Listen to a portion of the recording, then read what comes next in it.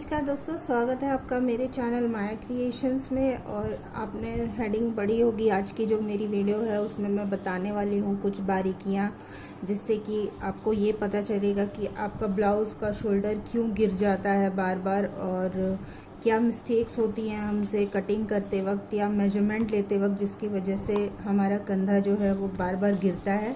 क्योंकि बहुत लोगों को ब्लाउज़ सिलने तो आता है, लेकिन कंधा जो है उनका वो काफ़ी ज़्यादा सरकता है। तो मैं आपको इसी बारे में कुछ डिटेल वीडियो बना के आपको शो करूँगी, और वीडियो थोड़ी सी लंबी होगी, तो आपको मेरे साथ वीडियो के अंत तक बने रहना बहुत ज़रूरी है, ताकि आप ये समझ सकें कि आपसे कहाँ गलती हो रही है मेजरमेंट में या कटिंग करने में, जिसकी वजह से कंधा जो है वो सरक जाता है बार बार ब्लाउज़ का। तो यहाँ पे शुरुआत करते हैं। तो मैंने यहाँ पे एक लिया है पेपर, साथ में मैं आपको कुछ थ्योरी कर लिख के भी बताऊँगी कि आपको कैसे क्या मेजरमेंट लेना है। तो उसके लिए आपको प्लीज़, अगर आपने अभी तक मेरे चैनल को सब्सक्राइब नहीं किया है तो इसे सब्सक्राइब कर लीजिएगा और बेल आइकन ज़रूर दबा लीजिएगा, क्योंकि जब भी मैं अपनी वीडियोस डालती रहती हूँ उसकी नोटिफिकेशन आप तक ज़रूर पहुँचे। और साथ में ही अगर आपको वीडियो यूज़फुल लगे और ऐसा लगे कि आपको ये जानकारी अच्छी लगी, तो प्लीज़ इसे लाइक और शेयर करना मत भूलिएगा। तो मैं शुरू करती हूँ आज की वीडियो, तो बने रहिए मेरे साथ वीडियो के लास्ट तक और वजह जानिए कि किस वजह से कंधा आपका सरकता है ब्लाउज़ का, और उसका क्या उपाय है, क्या उपाय हम कर सकते हैं। यानी कि अगर आपने ब्लाउज़ पहले बना लिया है, उसका कंधा सरक रहा है, तो अभी आप उसको मेंटेन कैसे कर सकते हैं, ये सारी चीज़ की डिटेल वीडियो मैं इस वीडियो में बताऊँगी। तो बने रहिए मेरे साथ। सबसे पहले मैं आपको बताती हूँ, जब भी आप ब्लाउज़ मेजर करते हैं, यहाँ पे कुछ मेजरमेंट्स मैं लिखती हूँ, जैसे कि ब्लाउज़ साइज़ यानी कि चेस्ट साइज़,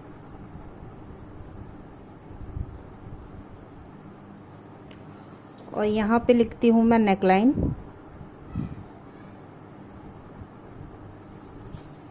तो इसकी कैलकुलेशन आपको कैसे लेनी है ये मैं सबसे पहले इस वीडियो में बताती हूँ। तो ब्लाउज़ साइज़ अगर आपको दिख रहा होगा, ब्लाउज़ साइज़ अगर चेस्ट साइज़ आपकी, जैसे बहुत लोग क्या करते हैं कि जैसे एक रैंडमली साइज़ बताया जाता है ब्लाउज़ का, कि अगर आपकी चेस्ट 32 है, सपोज़ 28 है, फिर 30, फिर 32, 34, 36, 38, 40, 42, 44, ये 28 से लेके 44 तक की साइज़ हम बनाते हैं नॉर्मली ब्लाउज़ की। तो बहुत बार ऐसा लोग बताते हैं रैंडमली जो सिलाई सिखाते हैं, या आप यूट्यूब पे भी बहुत सारी वीडियोस देखेंगे, तो एक साइज़ बता दी जाती है कि आपको नेकलाइन जो है वो इतनी लेनी है, और वो सभी साइज़ के लिए आप अप्लाई कर देते हैं। तो यहीं पे ये गलती हो जाती है। अब ये नेकलाइन क्या है वो ज़्यादा समझना ज़रूरी है कि नेकलाइन हम किसको बोलते हैं। तो जैसे कि आप देख सकते हैं, यहाँ पे मेरे पास एक पेपर है, मैं इस पर आपको इसका फार्मा बताती हूँ। जैसे कि आपने ये ब्लाउज़ का पीस ले लिया, जो भी आपका 1 मीटर का 80 सेंटीमीटर का ब्लाउज़ पीस जो भी है आपने ले लिया। आपने यहाँ पे ये फोल्ड कर दिया, ऐसे आपको साइज़ के हिसाब से ऐसे फोल्ड कर लेना है। मैंने ब्लाउज़ की बहुत सारी कटिंग वीडियोस डाली हुई है, आप देख सकते हैं उसको मेरे चैनल में। लगभग हर साइज़ की वीडियो आपको मिल जाएगी। अब यहाँ पे जो है ये है, जब हम कपड़े को ऐसे फोल्ड करते हैं, कपड़े पर भी, ये मैं आपको कागज़ पे करके दिखा रही हूँ। तो ये जो हिस्सा होता है, यहाँ से हम अपनी नेकलाइन निकालते हैं और यहाँ से हम अपनी शोल्डर निकालते हैं। तो सबसे पहले हमें नेकलाइन, मैं यहाँ पे आपको करके दिखा रही हूँ, यहाँ से जो फोल्डेड हिस्सा है यहाँ से हम लेंगे, ये फोल्डेड हिस्सा है, ये हम यहाँ पे 2 इंच या 2.5 इंच, जो भी आप अप्लाई करना चाहते हैं यहाँ पे साइज़ के हिसाब से वो आप अप्लाई करेंगे, 2 या 2.5 इंच।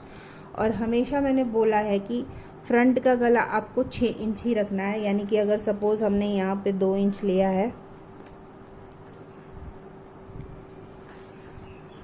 तो हमें यहाँ से 6 इंच लेना है।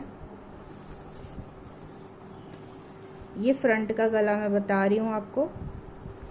फ्रंट के गले के लिए मैंने हमेशा 6 इंच ही बोला है हर ब्लाउज़ में, क्योंकि उससे ज़्यादा अगर आप लेते हो तो फिर आप आपका जो है वो ज़्यादा बड़ा हो जाता है फ्रंट का। तो हमने ये जो हिस्सा है ये नेक लाइन का हिस्सा है ये वाला, और उसके बाद से ये जो हिस्सा बचा, तो ये हिस्सा कितना लेना है आपको, ये आप 3 से लेके 3.5 तक, यानी कि आपको सिलाई करके ये 3 इंच कम से कम बचना चाहिए यहाँ पे सिलाई करने के बाद। तो आप 1/2 इंच पहले ही एक्स्ट्रा लेंगे, यानी कि 3.5 इंच। तो 3.5 इंच लेने के बाद आपका 1/2 इंच जो है वो चला जाएगा सिलाई में। अब बात रहती है आर्म होल की, तो आर्म होल भी साइज़ के हिसाब से आपको अप्लाई करना रहता है। तो हमने यहाँ पे 6.5 लिया है।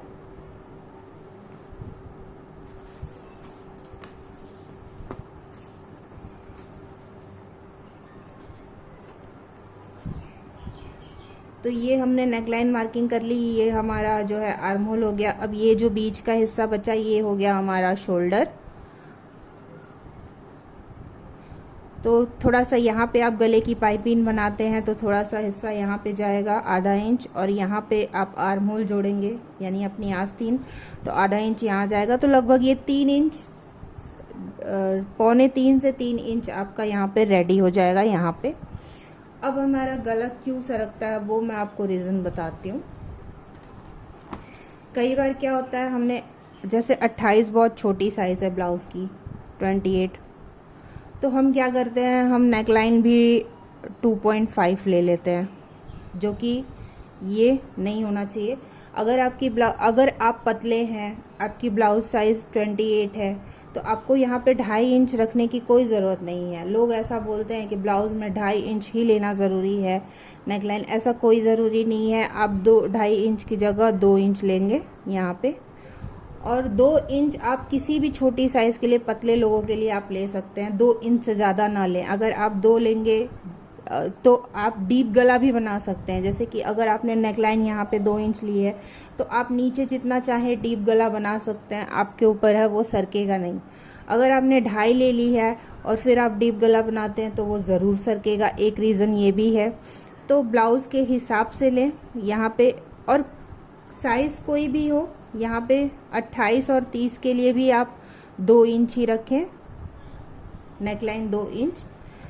32 जो है, यहाँ से अगर आप थोड़े से हेल्दी हैं, वो आपकी बॉडी मेजरमेंट के ऊपर डिपेंड करता है। बहुत लोगों का शोल्डर चौड़ा होता है, बहुत लोगों का शोल्डर पतला होता है, तो डिपेंड्स ऑन दैट कि आपका शोल्डर मेजरमेंट कितना है, उस हिसाब से आप यहाँ पे 2 भी ले सकते हैं और 2.5 भी ले सकते हैं। 34 के लिए भी सेम, आप 2 भी ले सकते हैं, 2.5 भी ले सकते हैं। 2.5 से ज़्यादा आपको इन साइजेस में नहीं रखना है, अदरवाइज़ आपका शोल्डर ज़रूर खसकेगा। और यहाँ पे आता है 36, तो यहाँ पे 36 2.5 लेंगे, 2.5 इंच, क्योंकि अगर आप 36 के लिए 2 लेते हैं तो यहाँ पे आपका जो है वो नेकलाइन थोड़ा सा शोल्डर आपका टाइट हो जाएगा, तो आपको ब्लाउज़ फिट नहीं आएगी। तो 36 के लिए आप 2.5 इंच ले लें, यहाँ पे भी 2.5 इंच ले लें। अब आती है बात 40, 42 और 44 की। तो ये 3 साइज़ जो है वो बड़ी साइज़ है, तो इसके लिए आप 2.25 ले सकते हैं, 2.75 और 3 इंचेस भी ले सकते हैं, आपके ऊपर है। आप 3 भी लेंगे, क्योंकि ये अब उस समय आपका ये जो आपकी चेस्ट साइज़ जैसे जैसे ओवर होती है वैसे वैसे आपका शोल्डर जो है वो भी थोड़ा चौड़ा होने लगता है। तो ये 3 इंच, 2.25 से 3 इंच जो है नेकलाइन वो मेंटेन कर लेता है। 42 के लिए भी हम 3 इंच लेंगे और 44 के लिए भी हम 3 इंच लेंगे। ये तो कुछ मेजरमेंट हो गई जो आपको लेनी है ये साइज़ के अकॉर्डिंग। उसके बाद अब एक वजह ये भी होती है कि आप जब भी 3/4 स्लीव्स बनाते हैं, यानी कि आस्तीन जो है अगर आपकी 3/4 है या आपकी आस्तीन जो है वो लॉन्ग है, जैसे हम चूड़ीदार वाली बनाते हैं, तो उस समय आपका शोल्डर खिसकने का डर रहता है, क्योंकि वो कपड़ा जो है वो नीचे की तरफ भागता है, तो आपका कंधा जो है ब्लाउज़ का वो गिरता है। तो जब भी आप 3/4 स्लीव्स काट रहे हो या फुल स्लीव्स काट रहे हैं, तो यहाँ पे आपको शोल्डर थोड़ा सा चौड़ा जो ये है, ये चीज़ आपको थोड़ा सा बढ़ा के लेने की ज़रूरत है। ये चीज़ थोड़ा सा आप बढ़ा दीजिए, जैसे आपने 3.5 लिया तो इसे 4 ले लीजिए, क्योंकि सिल साल के वो 3.5 पे तैयार हो जाएगा। नेक इतना ही रखिए। हाँ, अगर आपको कॉलर लगाना है तो यहाँ पे नेकलाइन थोड़ी सी कॉलर वाले ब्लाउज़ की कटिंग अलग होती है, तो यहाँ पे थोड़ा सा मेंटेन करना पड़ता है। अदरवाइज़ अगर आप सिंपल ब्लाउज़ बना रहे हैं, जैसे डबल कटोरी, सिंगल कटोरी और पट्टी वाला ब्लाउज़ या सादा ब्लाउज़ जो भी बना रहे हैं, तो उस हिसाब से आप ये मेजरमेंट ले सकते हैं। उसके बाद से आपको क्या करना है कि जब भी आप 3/4 या फुल स्लीव्स बनाते हैं अपने ब्लाउज़ में, तो आपको जो है वो या तो आप डोरी अटैच करें, पीछे आप डोरी लगा सकते हैं। फर्स्ट ऑप्शन ये है कि आप डोरी लगाएं, और सेकंड ये है कि जब भी आप 3/4 या फुल आस्तीन बनाते हैं तो पीछे का गला ज़्यादा डीप ना रखें, कम ही रखें। ज़्यादा डीप रखेंगे, रख भी सकते हैं ज़्यादा डीप, क्योंकि बहुत बार होता है कि बैक ओपन ब्लाउज़ हम बनाते हैं तो उसमें ज़्यादा डीप रहता है। तो आप डोरी का सॉल्यूशन है, यहाँ पे डोरी लगा सकते हैं। अगर आप इन केस ब्लाउज़ में डोरी नहीं लगाना चाहते हैं, अगर आपको चाहिए कि आप विदाउट डोरी पहने ब्लाउज़ और आपका कंधा सरक रहा है, आपकी आस्तीन भी छोटी है, या 3/4 है या फुल है, जो भी है, तो आप एक और चीज़ कर सकते हैं। जो ब्लाउज़ का पीछे का, जो ब्लाउज़ के अंदर का हिस्सा है, यानी कि मैं आपको एक ब्लाउज़ पे सैंपल दिखा देती हूँ, शायद आपको ऐसे समझ में ना आए। जैसे ये मेरे पास ब्लाउज़ है बैक ओपन सिला हुआ, तो ये देख सकते हैं, ये डिज़ाइन है और ये बैक ओपन किया है मैंने, साथ में यहाँ पे थोड़ा सा जॉइंट है। तो आप क्या कर सकते हैं, यहाँ पे जो है अंदर, यहाँ जहाँ से आप आर्म होल ज्वाइंट करते हैं, यहाँ से आर्म होल ज्वाइंट करते हैं, तो यहाँ से आप एक पट्टी लगा के और यहाँ पे वो चिपकाने वाली बटन आप लगा सकते हैं या हुक लगा सकते हैं, एक कज बना सकते हैं यहाँ पे, जिसके अंदर आपके ब्रा की स्ट्रैप जो जब आप ब्रा पहनते हैं तो वो अटैच हो जाएगी यहाँ पे, और फिर वो आपका कंधा नहीं गिरेगा, क्योंकि वो वहाँ पे उसके अंदर आप ब्रा की स्ट्रैप जो है वो उसके अंदर हुक कर लेंगे, तो कंधा जो है आपका नहीं गिरेगा। और ज़रूरी नहीं है कि आप हर ब्लाउज़ में ब्रा पहने, ऐसा भी ज़रूरी नहीं है। तो उसका सॉल्यूशन ये है कि आप उसमें डोरी लगाएं। तीसरा सॉल्यूशन मैं आपको यहाँ पे बताती हूँ। तीसरा सॉल्यूशन ये है कि जब भी आप ब्लाउज़ कटिंग करते हैं, तो ब्लाउज़ जब भी आप यहाँ पे, ये जो आपका हिस्सा बचता है, नेक लाइन हो गया, ये शोल्डर हो गया, तो यहाँ पे आप 1/2 इंच यहाँ से थोड़ा सा डीप कर सकते हैं, यहाँ पे ये ऐसे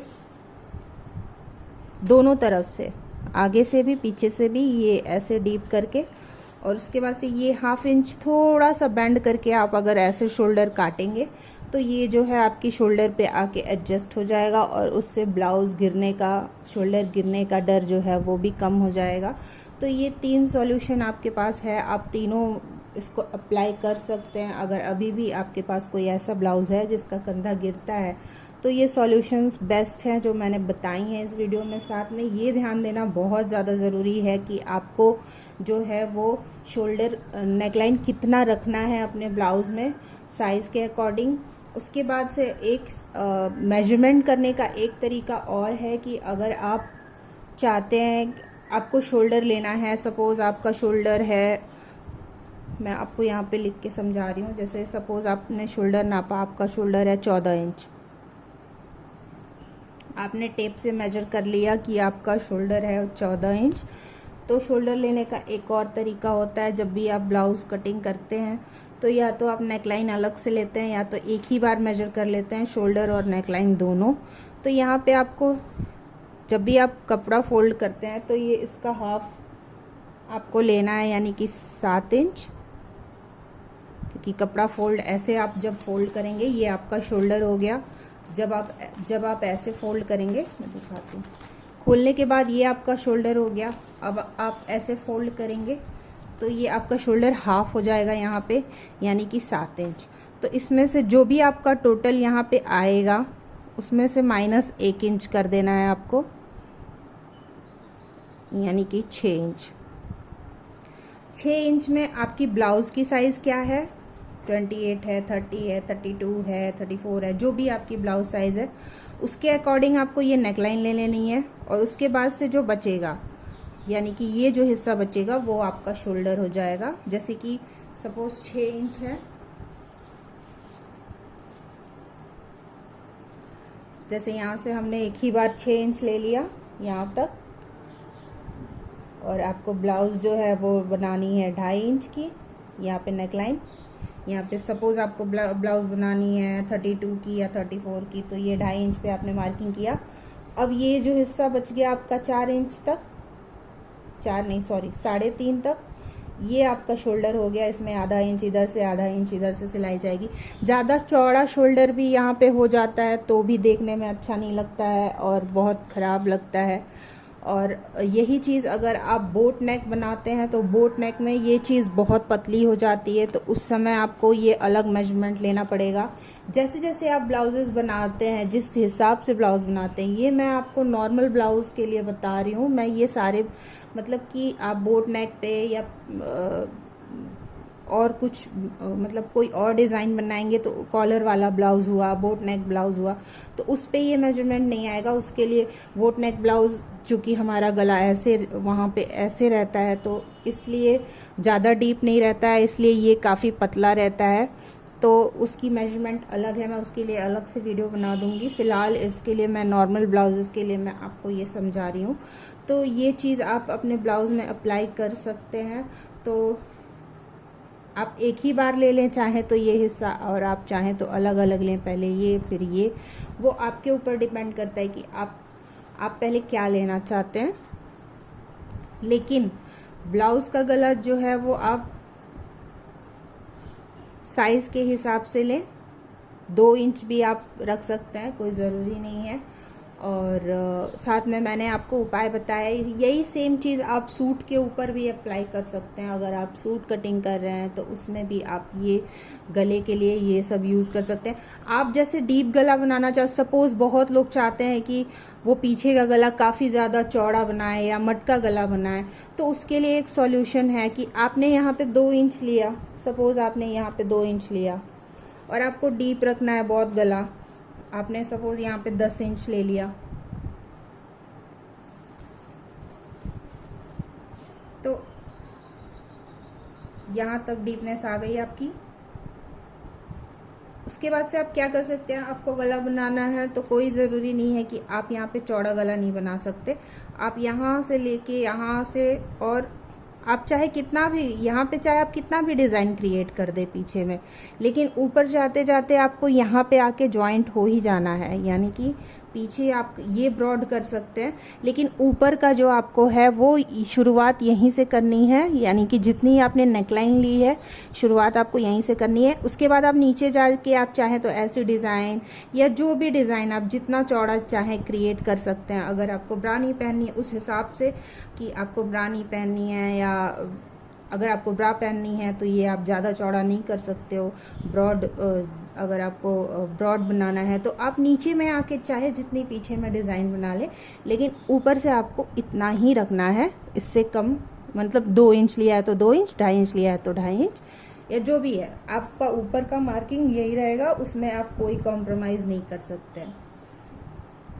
तो होप मेरी आज की वीडियो ये आपको बाय डिटेल समझ में आई होगी। साथ में अगर आपके पास कोई ऐसा सवाल है जो जिससे आपको नहीं समझ में आ रहा है तो आप मेरे कमेंट बॉक्स में कमेंट करके ज़रूर पूछ सकते हैं मुझसे। और ऐसी ही डिटेल्स वीडियो मैं थ्योरी और के साथ ले आऊँगी, तो उसके लिए बने रहिएगा आप मेरे चैनल के साथ। और अगर आपने अभी भी मेरे चैनल को सब्सक्राइब नहीं किया है तो प्लीज़ इसे सब्सक्राइब करें और बेल आइकन ज़रूर दबाएं। तब तक के लिए बने रहिए मेरे साथ। बहुत बहुत धन्यवाद आपका।